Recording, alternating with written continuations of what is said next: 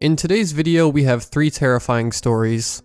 From an app that you'll never want to download, to a story in the deep woods, and last but not least, a story involving an alternate dimension.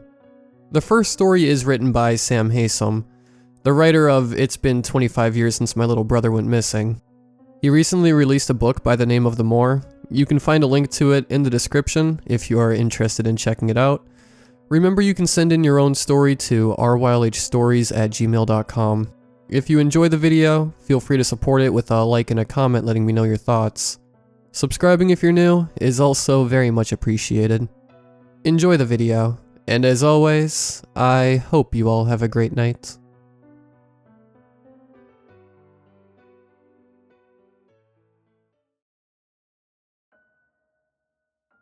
My friend Steve told me about the app. He used to drive all over the place for work, and he heard about it through a friend of a friend. MyPassenger, it's called. The ultimate navigation companion, like Google Maps or Waze, only better. More advanced. Steve told me he's shaved hours off his driving time since he started using it. I can understand the appeal.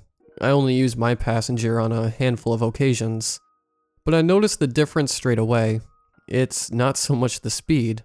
Although the app does seem to always choose the quickest routes, it's how aware the thing is. It's almost spooky. Waze will tell you about hazards up ahead. Sure, a vehicle stopped at the side of the road, a pothole, that sort of thing. But this was in another league. The first time I used it, the app told me to consider switching on my windshield wipers less than a minute before it began raining. On my second trip, cutting through the countryside on my way home from work, the app advised me to drop 10 miles per hour below the speed limit because animals had been spotted ahead. 1 minute later, a deer jumped out in front of me. I kid you not. The thing froze on the tarmac, and I slammed on the brakes, skidding to a stop about 10 feet in front of its muzzle. I've deleted MyPassenger now, wiped it from my phone. I had to. After what happened the third time I used it, not to mention what I've learned since, I didn't have any other choice. It's wrong, that's the thing. The app. There's something badly wrong with it. Please consider turning on your headlights, Gary. Visibility has fallen to 80%. MyPassenger's sing-song voice cut through the car's silence. I turned the headlights on. It was still early evening. That in-between time when the last rays of sunlight are just starting to bleed out of the day. But MyPassenger was right. It was getting a little harder to see. I smiled to myself. This was another surprise function. It was only the third time I'd used the app, and I'd never tested it out in the evening before. I didn't know how it could detect the onset of darkness. My Ford Ka cut a winding path through the new forest. Trees blurred by on either side. A ripple of dark and light greens. I shifted in my seat. It was a Thursday night, and I'd been out after work to meet some friends at a pub. The trip had taken longer than I thought it would. The pub turned out to be about 30 minutes away from my house. And now, heading back in the direction of Bournemouth, as the shadows at the side of the road lengthened, I was feeling tired. I had a dull headache and heavy eyes. As if it could read my mind, MyPassenger spoke again. A faster route has been detected, Gary. In 200 yards, turn right onto Mill Lane. I glanced at my smartphone. It rested in a little holder that attached to the windscreen using a suction cup. MyPassenger's bright display lit the screen. I could see my car as a red arrow on a snaking gray line. Dark green blocks of color, representing the forest, pressed in on either side. My suggested route was a bright blue line. Up ahead, near the top of the screen, the route suddenly cut away from the road I was on, at a right angle. I only hesitated for a second. It was true that I'd never driven back from this particular pub before, but I had spent a lot of time in the new forest. Countless trips. I'd definitely driven on the road I was currently winding through before, but I didn't recognize the shortcut MyPassenger was now suggesting. Mill Lane rang no bells. Still, what was the harm? The app had shown me new routes before, and it hadn't been wrong yet. I slowed the car and indicated. Pointless, of course. I hadn't seen another car for 15 minutes, but a force of habit. The right turn came up so suddenly I almost missed it. Mill Lane was a narrow opening in the forest, a road that seemed to be more gravel than tarmac. The trees crowded closer on either side too. Please consider putting your headlights on high, Gary. Visibility has fallen to 40%. My passenger wasn't wrong. Mill Lane was dark. The tops of the trees joined together above the road, creating the effect of a shadowy tunnel, a dark green passage that was rapidly fading to gray. I took one hand off the wheel and rubbed my eyes. My headache was getting worse. It felt like an invisible hand was holding my skull in a steadily tightening grip. I was only rubbing my eyes for a second at most, but when I took my hand away from my face again, I was forced to grip the wheel, and hard. I twitched my hands to the right, correcting the car's course, and narrowly avoiding the trunk of an oak tree. Idiot, I thought. And then, after that, some shortcut. This was the problem with sat-navs. Sometimes they were so badly concerned with the fastest route that they'd practically take you off the road to save 30 seconds. Mill Lane was not going to be any fun. I knew that already. I'd been hoping the road might widen out the farther along it I went, but that didn't seem to be the case. If anything, as I slowed to take the first bend, the trees seemed to press in closer on either side. Their branches reached towards me like fingers. Any closer and they'd be scratching the paintwork. Up until this point, I'd thought MyPassenger was different. The app seemed to be very aware of driving conditions, as well as speed. But maybe I'd been wrong after all.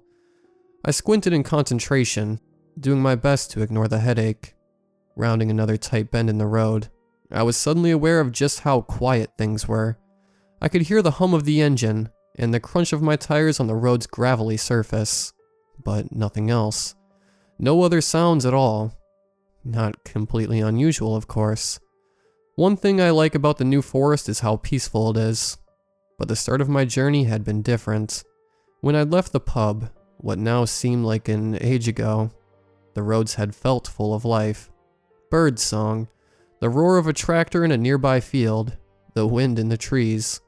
Turning off onto Mill Lane though, it was like I really had entered a tunnel. The forest appeared to be so dense here that it muffled outside noise. A faster route has been detected, Gary. My passenger's voice cut through the silence, almost making me jump again. In 200 yards, turn left onto Twilight Avenue. I frowned. Twilight Avenue? It sounded like a made-up road name. Sure enough though, when I glanced at the app, it was there. A tiny gray line, snaking off from Mill Lane onto that mass of dark green. My blue route marker had been corrected to follow it, but this time I wouldn't be making the same mistake again. Twilight Avenue? I muttered under my breath. Can screw off. The sound of my own voice reassured me. It was something familiar in the silence, and now I had a plan in place. I'd ignore any more shortcuts and follow Mill Lane until it emerged onto a bigger road. If it took longer to get home, so be it. Driving on these narrow tracks was no fun. As if to illustrate the point, my car thumped over an object in the road. Something I hadn't seen. Probably just a small branch. But my eyes flicked up to the rearview mirror just the same, and I felt my breath catch in my throat. A woman was sitting on the back seat. Her face, which was half obscured by a tangle of dark hair, filled the mirror. I screamed. Twigs suddenly began to rattle against the car's left-hand side, and my tires bumped along the road's muddy verge. I jerked the wheel to the right. My eyes flicked to the front windscreen as I desperately corrected the car's course. And when they flicked back to the mirror again, the back seat was empty. No one there. I put my foot on the brake and brought the car to a sharp stop. I could feel my hands shaking. Sweat ran down my back. My face was hot and itchy. I pulled in long, deep breaths, trying to slow the rate of my heart. Thump, thump, thump. I began to count to 3 in my head, then gave up when I reached 2 and turned around in my seat. Nothing. The back seat of the car was still empty. There was no sign of the woman. You imagined it, that's all. I ran a hand over my sweaty face and through my hair. You're tired, and you have a headache, and you creeped yourself out. That's it, right? It was MyPassenger that answered. In 150 yards, turn left onto Twilight Avenue. Get screwed. I put the car into first gear and began moving again. All I wanted now was to get home as quickly as possible, but I wasn't going to turn off onto any more narrow lanes. Screw that. I wanted to get as far away from these windy roads as possible. My hands were slick on the steering wheel as I drove. My heart thumped high in my neck. The headache was much worse now too. A low, sick pressure in my skull. It felt like my entire head was being compressed. In 100 yards, turn left onto Twilight Avenue. I eased the car into second and rounded another bend. The road grew narrower still. Trees crowded in. They were so close now that their outermost twigs kept tapping against my wing mirrors. Outside the car, the world had darkened to a deep shade of gray. It seemed too dark somehow. Unnaturally so, as if the trees lining the road had been planted with the sole purpose of blotting out the sun. As I pushed the car into third gear, I had the horrible feeling that I was being watched. You're just tired, I muttered to myself. You're tired, you have a headache, and you imagine something that wasn't there. There's no one there. But even as I told myself this, a horrible urge crept into my head. An urge to peek into the rearview mirror again, just to be sure. Just to make absolutely certain. It was like that feeling you get as a kid, when an adult tells you not to do something. Half of my mind wanted to look. Almost needed to. But the other half was afraid. Afraid of what I might see if I did. Because it was still there, wasn't it? That feeling of being watched. That nagging, crawling sense of eyes on my skin. I rounded another bend in the road. Time felt like it was slowing down. The skin on the back of my neck burned. The headache raged behind my eyes. My hands were glued to the wheel. Twigs scraped against the car in a steady tick, tick, tick.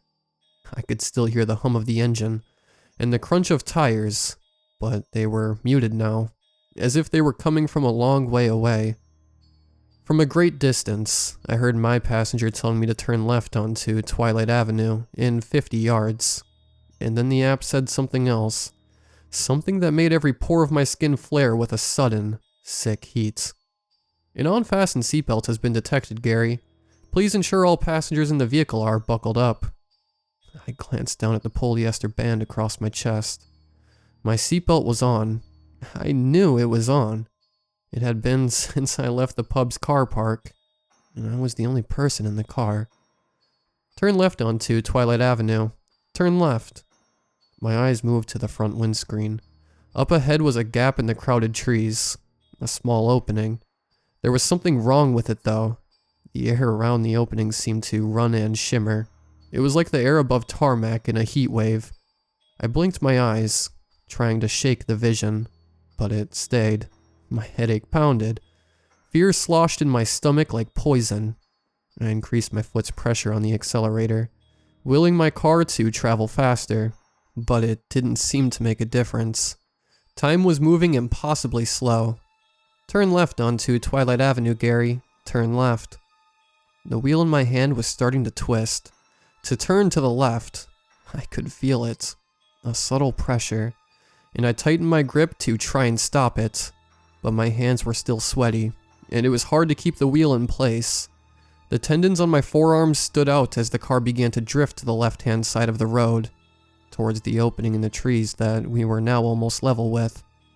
A defense barrier in my mind seemed to crumble. Terror like I'd never felt before, and I hoped to never feel again, surged through my body. I started screaming. I clenched my hands so tightly on the wheel that pain shot through my palms. I hardly felt it. I pulled my hands to the right, as hard as I could, but it was like an invisible, iron hand gripped the wheel. The pressure was too great. The car drew level with Twilight Avenue. We were on the far left-hand side of the track now. The car angled to take a left turn. I stared in horror at the lane I was about to be forced onto.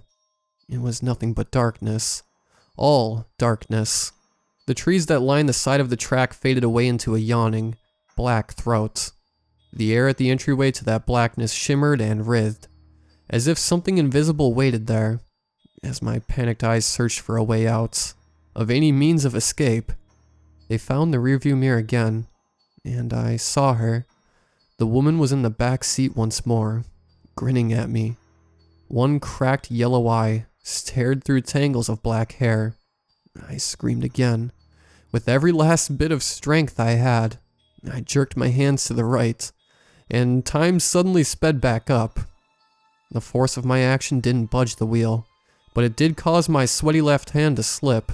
My palm lost its grip and flailed through the air, knocking into the phone's holder on my windscreen and dislodging my phone. It tumbled out of its cradle and bashed against the driver's door on the way down, before disappearing into the footwell. My right hand, which had stayed on the wheel, suddenly found that there was no more resistance.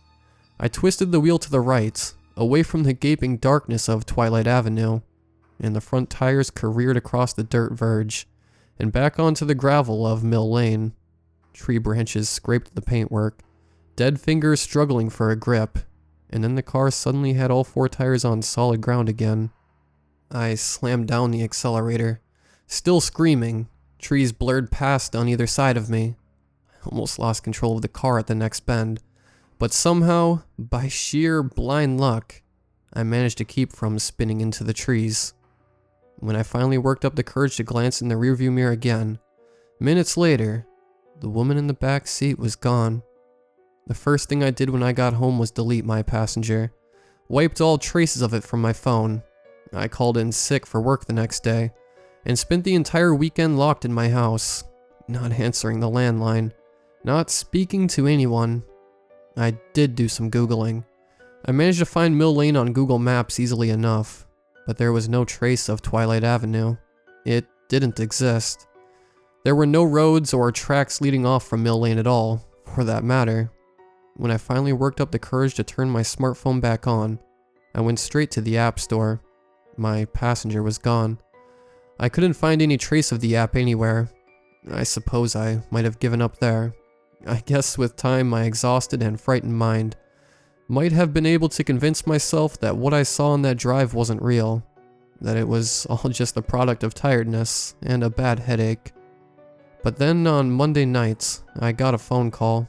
The same phone call that prompted me to write this, in fact. It came from Steve's wife. She wanted to know if I knew where he was. She said he'd driven off to the pub to meet some friends straight after work, and he still wasn't back. Said she was starting to get worried. That was 2 weeks ago now.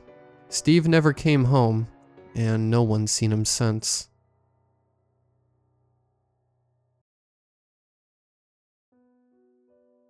My great-grandfather, grandmother's dad, immigrated to Canada from the Ukraine when he was a young man. He had no money but came with a positive attitude and a hard work ethic. He found jobs working in mining and stuck with this his entire life, and passed it down to his son, my great-uncle as well. They often worked side by side on jobs in the dense northern forests of Canada. One of the jobs they worked on was staking claims on gold mining sites for a small company. This required them to go on multi-day, even week, expeditions into deep woods that had never been traveled. When I was young, I spent a lot of time with my great-grandfather before he passed away. He would often babysit me and loved to tell fantastical stories. And he was very animated despite his old age. Most of the stories were obvious fiction, like how he lost a finger in a fight with a bear. He was missing a finger though, etc. But he rarely talked about his actual life and fascinating stories of panning gold. Shortly before he passed on, he began to tell me a lot more fact-based stories of his life, and it always made me feel a bit like the family historian. My favorites were always the spooky stories he would tell me about his deep wilderness adventures.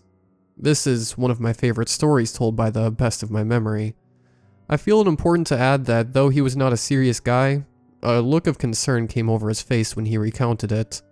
It seemed to still bother him, even many years later. We were on my great uncle and his, third day of hiking through some of the densest backcountry I've ever experienced. We left the horses with our third man on day 1, to be taken back to camp as it was obvious it would be too thick of brush for them to pass. We were following the riverbed as best we could, diverting only when the embankments became too steep alongside it. Your great uncle was an exceptional navigator, and I was really proud of him. Most of that day had gone really nicely, until a couple of hours before dusk. We began hearing noises coming from behind us, twigs snapping, water splashing, and so on. It was known bear and cougar territory, and we had experienced being stalked before, so it didn't raise too many hairs. We loaded our defense rifles and carried them in front instead of strapped to our back. The stalking continued until dusk, when we stopped to set up camp for the night. We quickly got a fire going, and the noises stopped as we drank and cooked our dinner. Soon it was time to retire, as we liked to get early starts to maximize our daylight. We crawled into our small 2-person lean-to style tent. I was awoken by your uncle shaking my arm, rifle in the other hand. I immediately heard the rummaging around and stayed quiet, reaching for my own rifle. It was a low moon evening, and the tree canopy made it impossible to even see your hand a few inches in front of you. We sat in silence listening. The noises were very strange compared to the countless wild animals I had encountered. "It sounds like whatever it is walking on 2 feet, whispered your uncle. I immediately shushed him. I heard the thing approaching. I cocked my rifle and raised it, knowing I'd only have a split-second reaction time. But as the clink of rifle being actioned rang out, I heard the thing run off. What unsettled me was the running sounded like a human taking off with an unnaturally long stride. We took turns keeping watch until daylight. When we awoke, our stuff was scattered all around camp. A few small objects were missing, such as spoons, which struck me as very bizarre behavior for a predator. Being stalked all day, and rummaging, and small objects missing at night. We were exhausted from each, only getting half-night sleeps, and debated turning back. Money was tight, however, and neither of us could afford to lose this job. So we pressed on, telling ourselves it was a bear or something familiar. Nearing the end of day 6, a couple of hours before dusk, we came across a steep embankment near the side of the river that forced us deep into the woods, farther from the river than we usually like to venture. But the noises had stopped, and there was a sense of relief being able to trek without being followed. We mutually agreed the embankment must be the end of the creature's territory. About 30 minutes of traveling along the drop-off, running perpendicular to the river into the woods. The hair on the back of my neck began to stand up. We both looked down as we heard a loud crunch.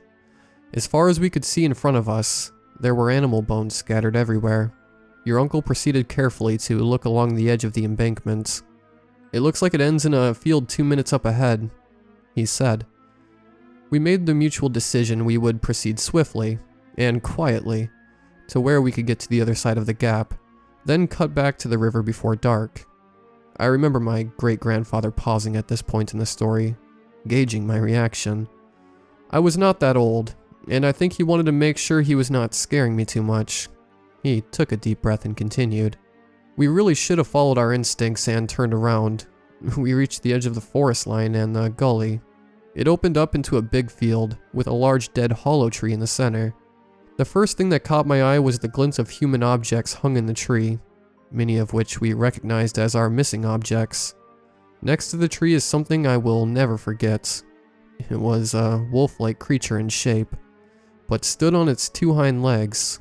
It had to have been about 7 feet standing bolt upright without support. Its fur was like no wolf I had ever seen either. It was short fur, and spotted white, black, and brown like a tricolor pinto horse. It almost had a deer-like body. Slowly and methodically it began to walk towards us in a disturbingly human motion. I analyzed in seconds our options for escape. The brush behind us was far too thick. Next to us the gully fell into a steep rock slide. My ears rung as your uncle's gun went off next to me. A mist of blood flew from the creature's arm. It seemed unfazed, as it took up in an unnatural sprint straight towards us. I pushed your uncle into the gully and leapt after him, knowing in my guts it was now the only option. We tumbled down, disoriented for what seemed like an eternity, before coming to a thud at the bottom. Dazed and bruised, I came to my feet and looked up at the top of the embankment. There, staring at us, was the creature. Something that will always bother me, or how human its eyes were, how I could see it thinking. Your uncle, still on the ground, rose his gun up slowly. I reached my hand out and lowered it. I swear to this day I saw that thing smile in approval. And we ran out of there. We ran through the night down the gully until we met the river. As we couldn't get up the steep edge, we waded against the current upriver until we found a spot we could get back up. We continued at as fast of pace as we could, only stopping for small rest times to sleep and eat, without even setting up a camp, constantly hearing far-off sounds of something walking in the water behind us. The noises stopped at about the same spot they had started. We made the 6-day trip back in 4. After he finished the story, I asked a slew of questions. In summary, my great-grandfather had enough seniority with this small company, and the bosses were planning on giving him more of a clerical job, due to his age anyway. My great-uncle quit, and took on a series of jobs, and even traveled the world a bit in his youth before returning to mining at a fixed position mine for a large company. I always loved this story, and though my great-grandfather told me a lot of fun BS kind of stories, I knew this one was true, because of the seriousness he told it with. Also, there are so many unexplained things deep in the woods. I just hope to never come across something like this one.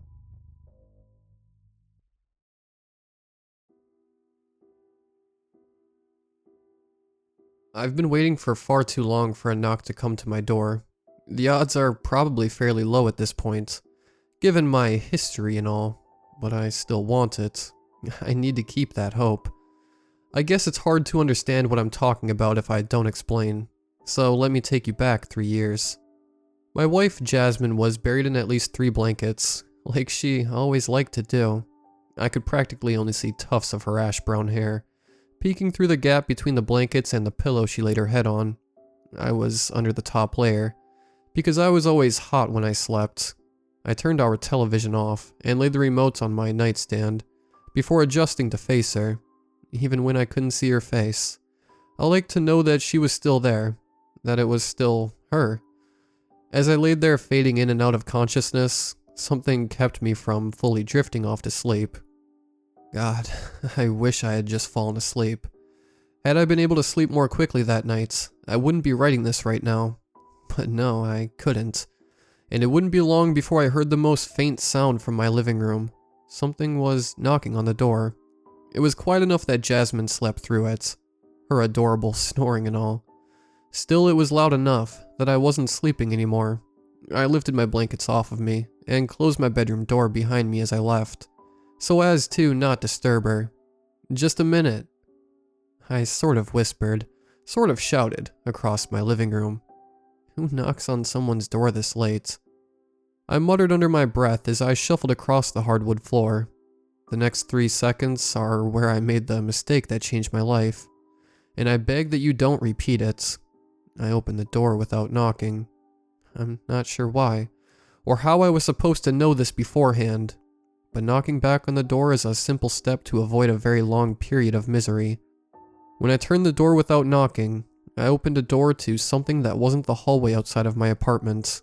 I was looking into my own apartment, as if through a mirror, and on the other side, it was some sort of metallic creature, whose complexion resembled the color and consistency of mercury, silver and gel-like. So I did what any rational person would do. I tried to close the door. Unfortunately for me, this creature reached through the threshold of my apartment with a hand that very suddenly transformed into my own, pressing it open again. As I continued to pass through the threshold, the skin materialized into my own. The jade green eyes were mine. The sandy blonde hair was mine. Even my clothes were the same. I was paralyzed with fear, and I don't really remember too much more before I ended up in some colorless mirror of the exact same apartment. The only difference was that my wife wasn't there. nor my 2 mutts.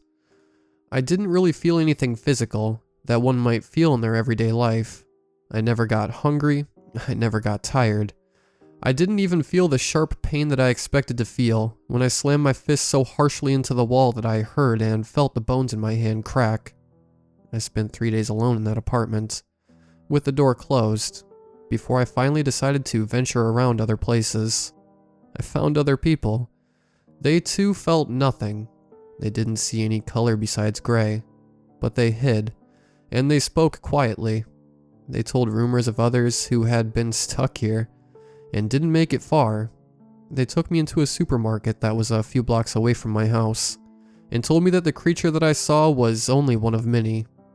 Those creatures try to escape into the place that I'm from, and in their free time, they hunt people like me for sports. It's a game to them. Hunting us in this mirror world, with which we are unfamiliar, is simple, and it lets them feel something. Those people helped ease my suffering for the next 3 years that I spent there, but I couldn't forget about my wife. I'd already forgotten what any physical sensation felt like, and my hand didn't heal. Ever. Not while I was there. A few of us decided to start following the less stealthy creatures around. We hoped we'd get lucky enough to see what they did to get through, and after a few months of very careful stalking, and a few friends lost, the one other woman and I finally figured it out. All they had to do was knock. It really wasn't all that hard to get back, once I figured it out. How could such a simple method work so well? Anyways, I ran back to my apartment very carefully that night. I knocked from outside of my apartment and waited a few minutes. Nothing happened, so I tried again. Still nothing. I opened the door and walked into my apartment, slamming the door shut. I really lost hope at that point, until I realized I had been inside when I got here. Maybe that was the key. I knocked 3 times. Sure enough, the door began to glow very subtly with color that I had missed so much. Too bad that all faded when the door knocked 3 times back, and I opened it to find nothing. I did the same thing over and over, night after night, with one of 2 results. Either no one answered at all, or someone knocked back. One night though, after several months of trying, the person that opened the door didn't knock back. The doorknob turned for a second before releasing again. "Who is it?" The sweet voice of my beautiful wife called from the other side. "It's me! It's Ollie! Please open up." I cried tears of joy as the doorknob twisted again. It opened, and she froze in shock. "That's not me in there, sweetheart. We have to call the police," I whispered. She still didn't move. I ran through the threshold to reach for a hug, and what happened next was the most disappointing moment of my life. My arms wrapped around a whole lot of air. In fact, they weren't even my arms. My arms were now thinner and darker. I could see my ash-brown hair at my shoulders, and my hands were smaller. The door closed behind me, and I thought that Jasmine was nowhere to be found. I was wrong. As I walked into the bathroom to wash my face of the tears I'd shed over failure, I noticed that there was color in the room again, and my face wasn't the one I was looking at in the mirror. It was Jasmine's. I spent that night binding the hands and feet of the creature that claimed my body, and taping its mouth shut. Don't worry though. I'll feed it so that it doesn't die. I'm thinking that I may need it. To anyone reading this, I hope that you take my advice when I tell you to knock back on the door the next time that someone knocks. Knock exactly as they do, pattern and all, and then you may open the door. I hope I save you from what could be a lifetime of misery. As for me, I'll be opening every door that gets knocked on, using the hand that was stolen from me, especially if it's my apartment door. This creature is going back where it came from, and I have to get Jasmine back. Hopefully she can figure this out. I know she can. And if somehow, out there, you're reading this, Jasmine, I'll find a way back to you. Whether it means me there or you here, I will return to you. I love you.